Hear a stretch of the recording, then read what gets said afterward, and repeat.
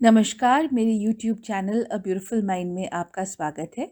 अगर आपको मेरे किस्से कहानियाँ पसंद आते हैं तो मेरी चैनल को ज़रूर सब्सक्राइब कीजिए। आज की कहानी का नाम है बातें उन दिनों की।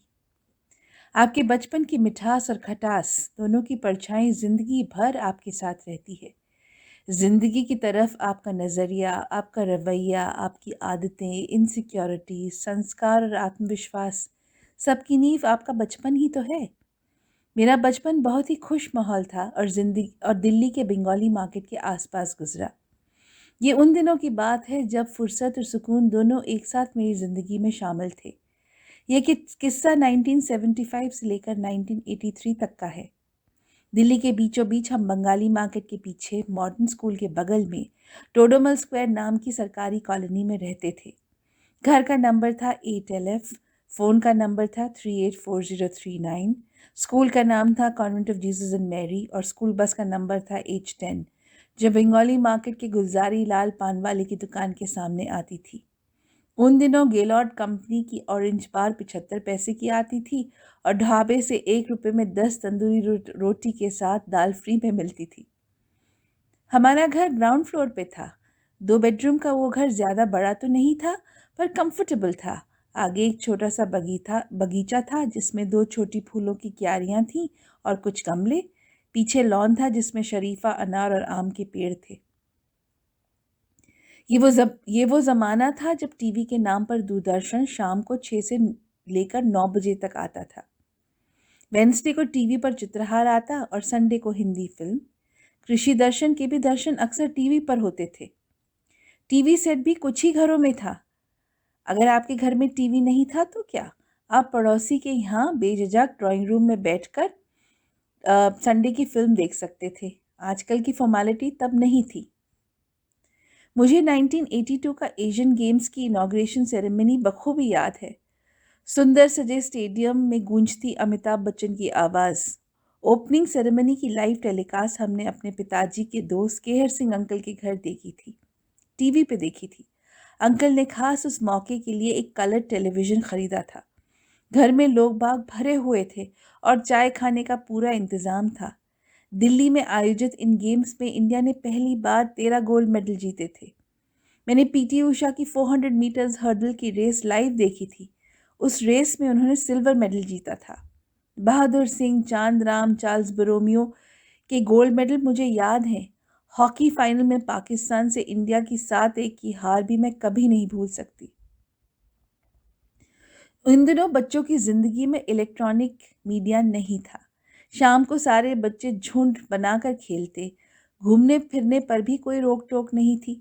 टोडरमल स्क्वायर से दाएं मुड़ो तो आता था गीता मंदिर, उसके आगे बंगाली मार्केट से बाएं जाओ तो आता था रेफ्यूजी मार्केट और उसके आगे जनपथ।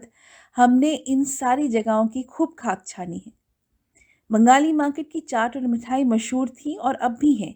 मिठाई और चाट की 2 नामी दुकानें तब भी वहाँ थीं, नाथू स्वीट्स और बंगाली स्वीट्स। चाट और मिठाई की बात पर एक दिलचस्प किस्सा।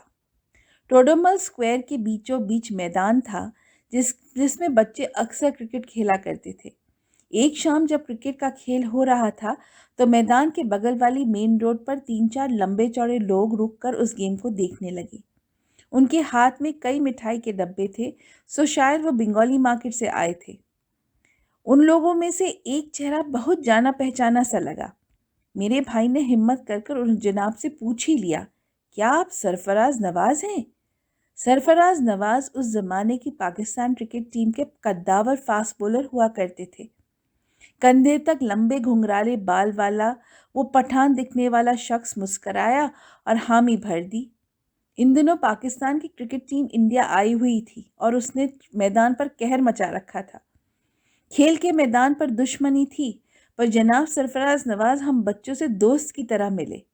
कुछ बॉलिंग टिप्स भी दी। सरफराज नवाज के नाम से कॉलोनी में हड़कंपा मच गया। कई लोग उनसे मिलने आए और उन्होंने सबसे बहुत ही गर्मजोशी से हाथ मिलाया। ऐसा कैसे हो सकता है कि टोडरमल स्क्वायर की बात हो और पड़ोसियों का जिक्र ना हो? टोडरमल स्क्वायर में सब मिलाकर 20 घर होंगे और सारे पड़ोसी एक दूसरे को बखूबी जानते थे। टीवी की तरफ टेलीफोन भी कुछ ही घरों में थे, पर इस्तेमाल सब करते थे। आप अपने पड़ोसी का नंबर बेझिझक अपने रिश्तेदारों और दोस्तों को भी दे देते थे, पीपी नंबर कहकर। और पड़ोसी रिश्ता भी खूब निभाते थे, सुख दुख जरूरत में आपके साथ खड़े होते। हमारे बाईं तरफ के पड़ोसी थे भटनागर अंकल, जिनकी बेटी का नाम था अपर्णा, जो पढ़ाई में बहुत ही तेज थी। दाई तरफ था माथुर परिवार, जिनकी 3 बेटियां थीं, नीता दीदी, सिमी दीदी और Deepa. Mathur uncle horticulture department में अफसर थे, सो उनके घर में नायाब और सुंदर पौधों के खूब सारे गमले रहते थे।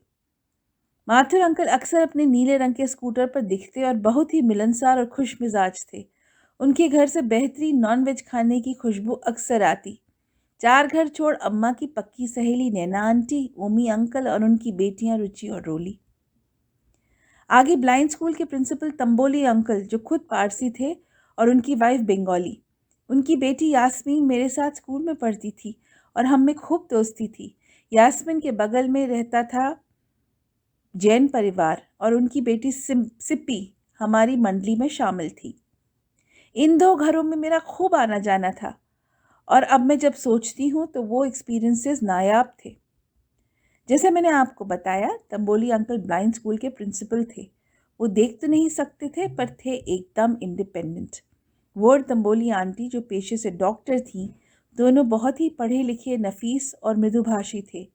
उनके घर में मुझे पहली बार ज़ोरास्ट्रियन धर्म के विधि रिवाज देखने मिले। भगवान अहुरा माजदा की तस्वीर, उनकी पूजा की विधि, बच्चों की कश्ती सेरेमनी, नवरोज़ का त्यौहार और पारसियों का पर्शिया यानी आज के ईरान से जुड़ा इतिहास, सब उन्हीं के घर से पता चला। कई ब्रेल की किताबें भी देखी जिन्हें अंकल पढ़ा करते थे।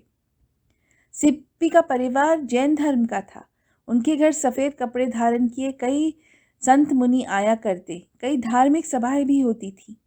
जैन विधि के अनुसार पूरा परिवार शाम का खाना सूरज ढलने से पहले खा लेता था। खाना भी शुद्ध शाकाहारी होता और उनके घर में लहसुन, प्याज और बैगन जैसी बीज वाली सब्जियां नहीं इस्तेमाल होती थी। उन दिनों की मेरे जहन में एक और बहुत ही मीठी याद है, बर्थडे पार्टीज की। सब बच्चों का बर्थडे मनता था और सारी बर्थडे पार्टीज भी एक सी होती थी। सब बच्चों के बर्थडे घर में मनाए जाते और कॉलोनी के सारे बच्चों को बुलाया जाता। गुब्बारों और बंटिंग्स की सजावट, घर की पापड़ी चाट और चाउमीन, बाजार का समोसा, गुलाब जामुन, अमरचित कथा की 2 कॉमिक्स की गिफ्ट और musical chair, passing the parcel और ट्रेजर हंट का खेल। रिटर्न गिफ्ट में टॉफियों से भरा एक कप। आजकल की चकाचौंध वाली बर्थडे पार्टीज को देखती हूँ तो गुजरे दिनों का सादापन बहुत याद आता है। वो दिल्ली वाले जिनका बचपन मेरी तरह 70s और 80s में गुजरा है, वो निरुलाज की आइसक्रीम को कैसे भुला सकते हैं। कभी कभी खास मौक़ों पर हम जनपद वाले निरुलाज आइसक्रीम पार्लर और फास्ट फूड जॉइंट पर जाते। उस ज़माने में भी निरुलाज में आइसक्रीम के 26 फ्लेवर्स होते थे। नटी बट्टी, 21 लव, केसर पिस्ता, आमंड प्रालीन, ब्लैक करंट और मेरे पिताजी की फेवरेट गुलाबो। स्कूल के एग्ज़ाम्स के बाद ट्रिपल संडे और हॉट चॉकलेट फज की ट्रीट भी निरुलाज में ही तो होती थी। कभी किस्मत अच्छी हुई तो कनॉट प्लेस के वेंगर्स की पेस्ट्री और उसके बगल वाले केवेंटर्स की बड़ी बोतलों में भरा फ्लेवर्ड मिल्क भी मिल जाता। टोडरमल स्क्वायर के उस घर का साथ 1983 में छुटा, जब हमें ट्रांसफ़र पर कश्मीर जाना पड़ा। बरसों बीत गए। जिंदगी का नए लोगों, नई जगहों और नए तजुर्बों से तारुफ हुआ और बचपन के वो दिन दिल के किसी कोने में याद बनकर रह गए। कुछ साल पहले किसी काम से बंगाली मार्केट जाना हुआ। टोडरमल स्क्वायर के घर के आगे भी गई। ये यादों की फितरत भी अजीब है। याद नहीं आती तो सालों नहीं आती, और जब आती है तो भरे हुए बादलों की तरह बरस जाती है। वो बीते दिन मेरी आंखों के सामने फिल्म की तरह आ गए। वो कोने में स्कूल की लाल सफ़ेद यूनिफॉर्म पहने, बोतल और बैग लिए मैं हूँ। बाबा माती सामान के साथ घर के फाटक पर खड़े हैं। धोबन कपड़ों का गट्ठर लिए घर के आगे जा रही है। माथुर अंकल अपने नीले स्कूटर पर लहराते आ रहे हैं। हम बच्चे सप्रो हाउस में फिल्म देखने जा रहे हैं। पलब झपकी और फिर सब गायब। अब देखो तो मकान और मैदान वहीं खड़े हैं, बस लोग बाग और माहौल बदल गया है। उसी जगह नए लोगों के साथ नई कहानियाँ और किस्से बुने जा रहे हैं। रह गई हैं तो बस यादें, छोटी-छोटी बातें, बातें उन दिनों की।